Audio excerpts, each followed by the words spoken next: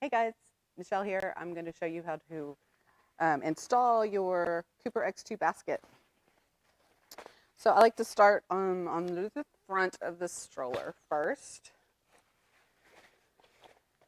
Make sure you have it facing the right way. You want the little sign here on the up side.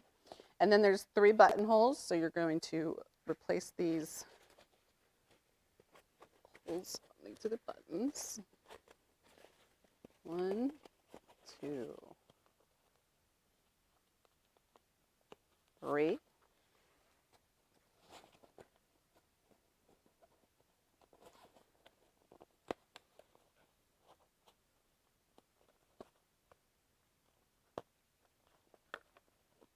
Get on there. Okay.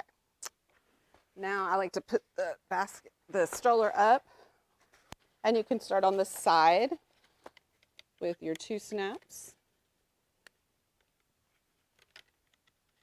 And they're heavy duty snaps, so they're tough to snap, but you can do it. There we go. And then I'm gonna turn it around, do the other side, up and over the bar. 1, 2. Oh, and then in the back.